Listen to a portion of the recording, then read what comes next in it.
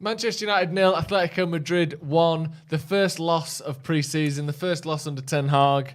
A frustrating, ticky, shitty, sticky little bastard of a game, that wasn't it? It was just horrible, that, wasn't it? Like, everything you didn't want it to be or that you expected it might be with Atletico Madrid, it was all of those things. Little fouls, and then when you go back in on them, they just collapse to the ground like they've never been touched before. Just an awful game from start to finish. United never really got going. What were your thoughts on that, Jordan? It was classic Simeone, wasn't it? Yeah. We said pre-game we wanted to have like a sort of dirty, niggly test. We wanted to see if the players could adapt and sort of deal in that environment. There were a couple of good positive things that happened during the game, but again, they couldn't break them down. They couldn't put a shot past anywhere other than Oblak's middle of the goal, so it wasn't even hard for him. João Felix comes on and just loves scoring against Manchester United, doesn't he? He's made a habit of it, hasn't he, in recent seasons? Yeah. It's not... I'm not thinking about it. I'm not deep in too much when there was, in my opinion, a couple of good positive things. I think Tyrell Malacia was very good individually on the left-hand side. He looked very dangerous in those attacking areas on the left and even in central midfield at times when he was playing in with Diogo Dalot there. I think Maguire had a good game. I don't know how the hell he missed that chance off the corner. I know it flashed past him quickly, but he should at least be hitting a target there. It was about 6 yards out, 7 yards out. Yeah.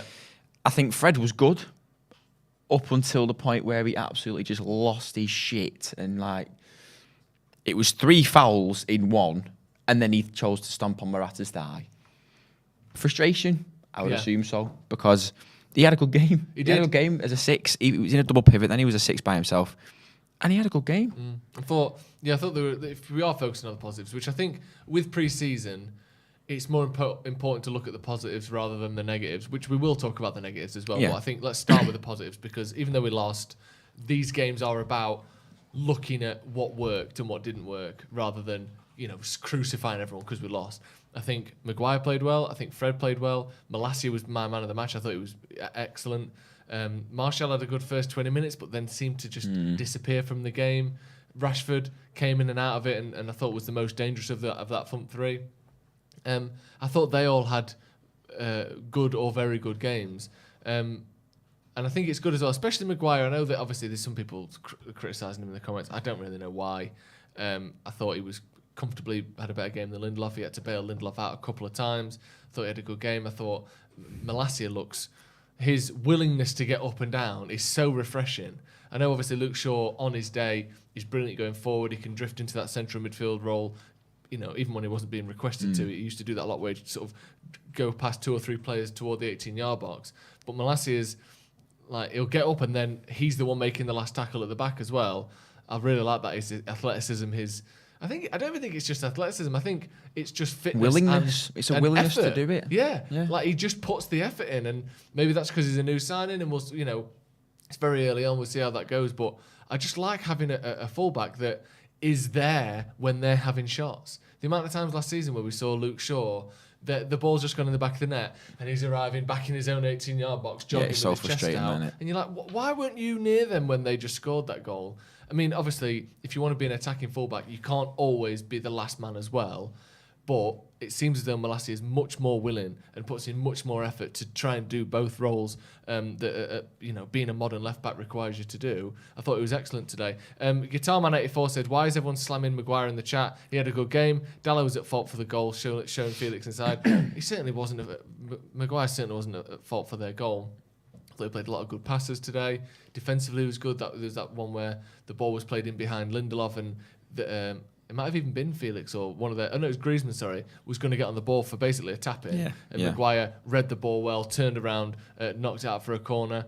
I thought he played the ball really well. I mean, he had a good game. Like, almost a sort of unremarkable game. I don't know why he's been mentioned so much. He played well, not incredibly, but certainly didn't have a bad game, did he, Maguire? No, he didn't. And again, we're looking at the positives from the game now.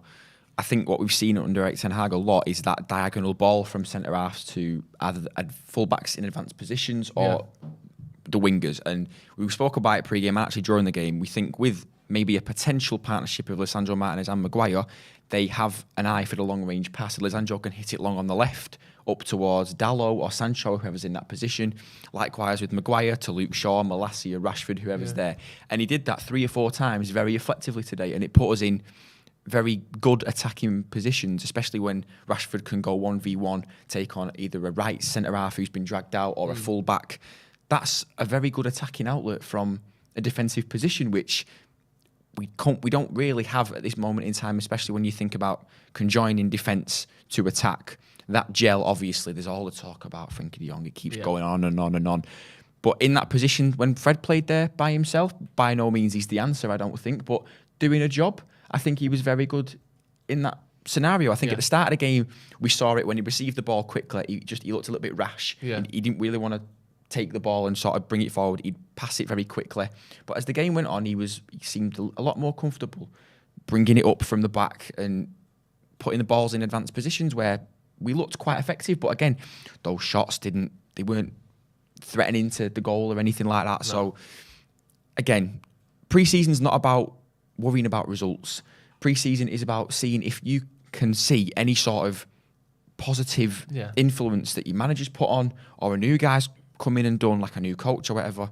And I think in the 5 games that we've seen, there's a massive difference in Manchester United right now. And I'm not overhyping it to a sense that, oh my God, we're back, we're going to walk the league, we're going to go into top 4 straight away. I'm not saying that. Yeah. What I mean is there is a very positive change that we've seen in terms of players' willingness to track back, willingness to show for each other, especially on the wings with the full-backs, the connections they're having with the wingers.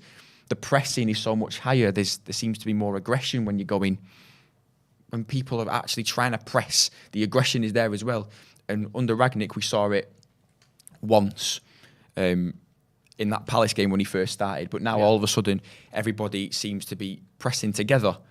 And as I mentioned, the willingness that we didn't have at Manchester United a lot last season. That's the big thing for me. It's like, I think that's why so many people fell out of love with so many of the players, or maybe not fell out of love, but were so frustrated with a lot of the players last season. It didn't even feel like they were asked to do anything that revolutionary. They just did. It looked like they couldn't be asked. We're definitely seeing that now. There's a good point from Daniel Merriman here who says, I'm looking at these comments in the chat, and I wonder if we watched a different game. We were far from perfect, but it looked like a decent performance against an absolute bastard of a team. I would agree with that. And I think that, like you said, pre-season isn't about winning every game. It's about getting your fitness up, learning the system, especially if you've got a new manager in pre-season, learning the new system, being comfortable and having it so that those sort of drills and patterns that you need to do 8, 9, 10, 12 times in a game where you get the ball, you turn, you get the ball, you turn, or you look up and, you pull the ball. Like, these patterns that we will see unfold under Ten Hag that we've already started to see, as you mentioned, a lot of them there, they have to become second nature to these players. And what that does is, if you have to take away the thinking time because you just know what you're going to do automatically, all of a sudden that gives the opposition less time to react, less time to get in position. If I'm playing if I've got the ball, I've got a man in front of me, and that someone makes a run there, and almost instinctively my foot just plays the pass to them. Now that their centre back who's tracking that run doesn't have as much time to get there, and everything is just much more fluid. I think there are still times when you watch United and you can see them going, "What should I be doing again?" And we still get them, and you're going to get that for months and maybe even years. That's why people talk about 12 months, 18 months to get a system fully learned. But we are getting closer to things being sort of second nature. And I think that's what pre-season's about, not winning every week. It's about, learning systems and getting your fitness there. In the comments, we've got a Brarath, which is a great name. It says, game was a bit boring. Atletico were effective in what they do, as usual. We have to improve our attacking instincts. That's what I'm talking about, those instincts of making sure that what the manager is saying is just second nature. You don't have to think about it. We've heard this speech from Joe multiple times before. Have we? Interesting. Well, maybe that's because, that's what pre-season's about. And that's not going to change just because we're a couple of further games down the line. It was good beating Liverpool, but this is just as important as winning games, I think, personally. It was basically a workout before the season. Yeah, exactly. McTominay was in for a lot of stick today. He seems to be like almost as, while Maguire is still getting a load of stick, but because he's putting a few decent games into back to back, he's looked pretty good pre-season. Maguire.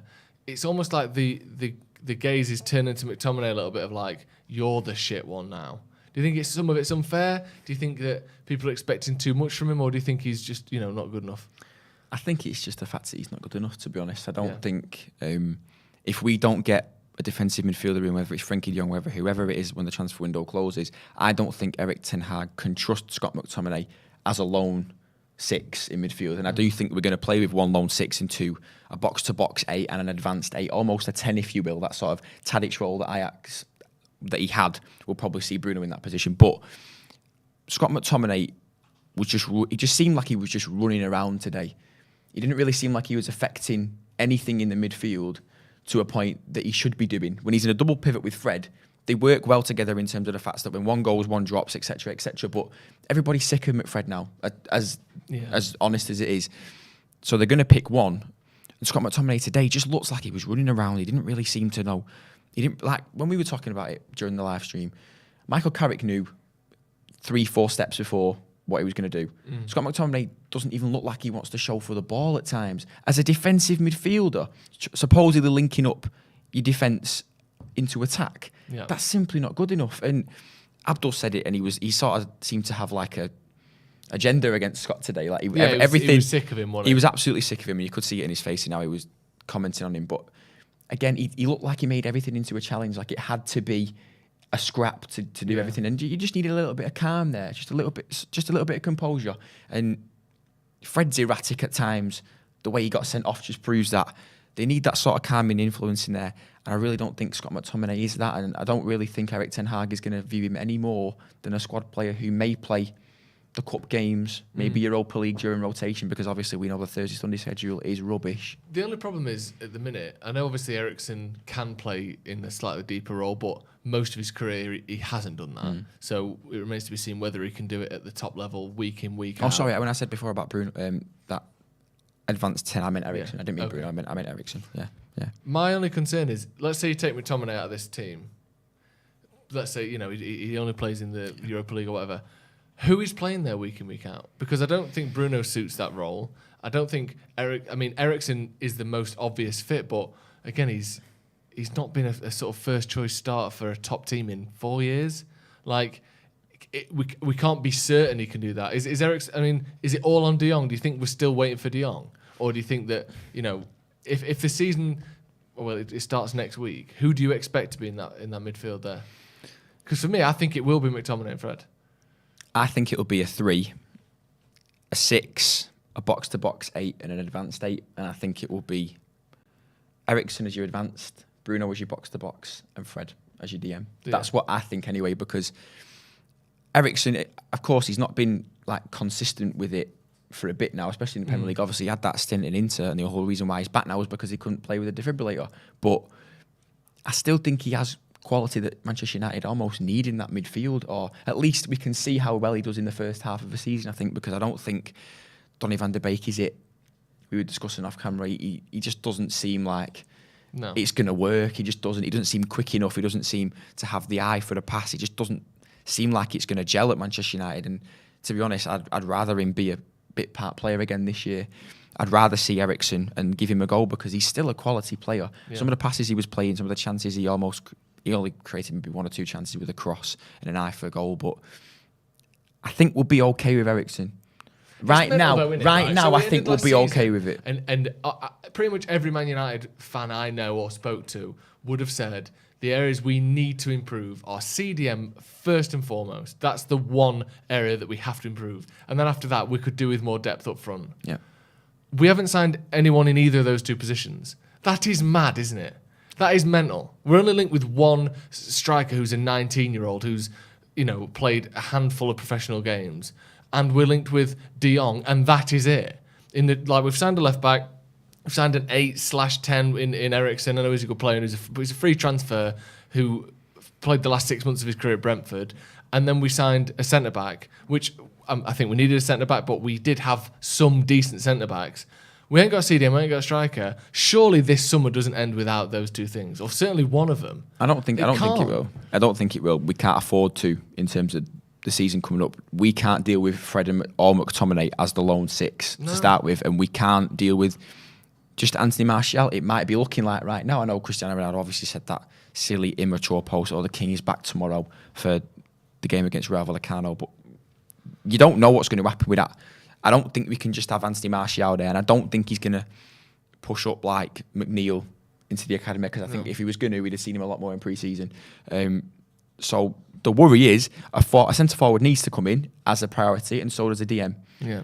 I think he's put all his eggs in to Frankie de Jong, but the whole thing about how he's owed X amount of money at Barcelona, you wouldn't leave if you hadn't got paid that money. It's a lot of money. Yeah. Why would you do that? It doesn't even matter about him not wanting to play for Manchester United. Forget that. He's not been paid half of his wages that he owns. He's not going to want to leave because of that to start with. Apparently, he said no to Ten Hag, but he's still pressing and he's still pressing. The whole idea is, I've always been a bit uncomfortable with the fact that we're pressing for a player who initially did not, once the interest was made and it was knowledge, I think it was post-match after a Netherlands game, he said, I'm happy at Barcelona, blah, blah, blah. That should be enough to me, because that could also then insinuate, if it goes a bit down the pan for 3 or 4 games in the Premier League, his head immediately drops. All of a sudden, mentally he's not up there, and then everyone's like, you've just wasted all summer chasing a guy who you thought was going to be your saviour in midfield, and he turns out he can't even be asked to play because he's throwing his toys out of pram. We know he wants to be at Barcelona, but if they're the ones kicking him out, he can't. It's not like he goes, I'm going back to Barca. Do you know what I mean? They're selling him. If they kick him out, that's the only thing. Like, maybe if he leaves there, he can accept the fact that his dream move is over. It's just whether he'd rather be at Chelsea or Bayern or whatever. That would be my concern. But if we know he'd rather be at Barca, but they're the ones who are booting him out. So wherever he moves, he's going to be less interested than he was at Barca. But that doesn't mean he's going to be shit every week, surely, or hopefully. They've made 5 signings, and they talk about all this registering in La Liga. How are they going to play that about? How is it going to work? They're talking about that letting Oscar Mingueza go at centre half, blah blah blah, whatever. They've got to sell players first, but I don't understand how all of their futures or the La Liga registering will be based on Frankie de Jong leaving. I don't see how it works. Yeah, there's no real communication as to how it's going to work. But if we can get him in, I think we do need someone like him. We look at this game today. It seems like a perfect match in terms of from Ten Hag's perspective. Yeah, it's just about whether he comes in and he's professional about it. As daft as that sounds, because we've been chasing him all summer. He initially said no. He said he's happy at Barcelona. There's reports saying that he's already said no to Eric Ten Hag personally. So it's a kerfuffle, and it's a worrying kerfuffle when you think everyone else around us has at least 1, maybe 2, pretty much world-class defensive midfielders. When you think Chelsea have Kante, even though he's a little bit past it now, but he'd still walk into United's team, as would Rodri, Calvin Phillips, Fabinho, probably even Jordan Henderson. Yeah. Whoever else. Explain how we're still scrapping to try and get someone. Even if it's Basuma, I think we missed a trick at 25 mil. Maybe. It's just we're so certain on De Jong, aren't we? Anyway, what we've worked out is we need more players in that midfield. We're still struggling to keep the ball the way we want to. We're still struggling to advance the play the way we need to. And it showed today, I think, that those things are the fine differences between losing 1-0 and winning 1-0. And unfortunately, United run the wrong side of that today. But it's only a pre-season game, and they've got 24 hours to change that and to get that winning feeling back. So United versus Real Vallecano tomorrow. We will be here with the watch along again for that one. Thank you very much, Jordan, for coming on. Where can people find you? JD Simpson 98 on Twitter. JD Simpson 98 on Twitter. Check me out, Joe Smith 93 and the Sloppy Joes podcast. Thank you very much for joining us. Manchester United have lost their first game under Ten Hag. Lucky it was only a friendly, really, innit? Guess so. See you in a bit.